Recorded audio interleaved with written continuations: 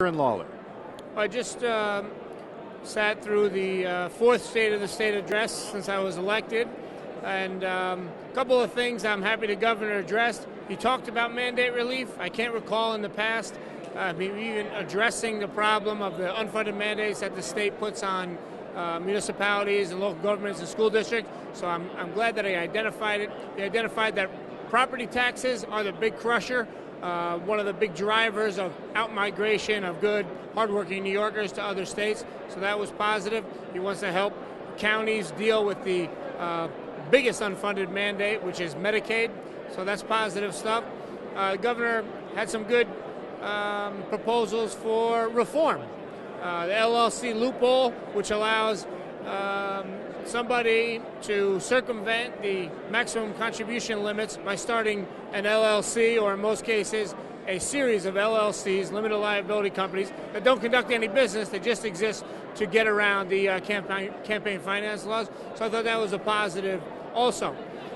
One of the things that frustrates me is you could almost hear that song from the Lego movie, you know, everything is awesome, while the governor was reviewing the state of our state, and everything is not awesome. We have major problems, and while I liked some of the things that he mentioned, much of his budget presentation boils down to more corporate welfare, more crony capitalism, more of the state being the central player in our economy.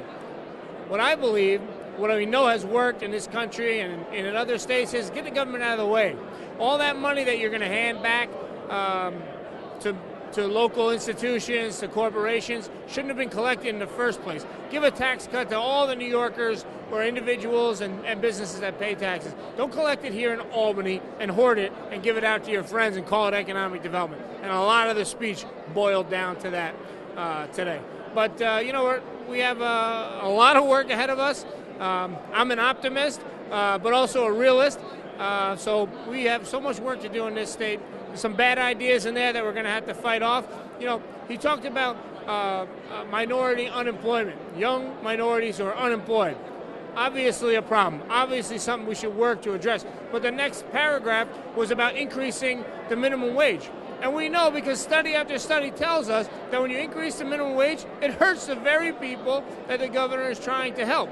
You know, it goes back to the old Reagan line, the 9 most terrifying words in the English language are, I'm from the government, I'm here to help. Entry-level, lower-skilled workers are going to be hurt by this. Businesses are going to be hurt by this. He mentioned some tax cuts for small business, but by jacking up their labor costs significantly and artificially, any benefit from a small business tax cut is going to be dissipated by this increase in the minimum wage. So it's kind of counterproductive. Well, on the one hand, yes, small business tax cuts sound good, but then he immediately undermines it with this artificial increase in the minimum wage. So our work's cut out for us, and you know, let's get to work. We've been up here for 2 weeks now. We really haven't accomplished a heck of a lot. Let's get down to business.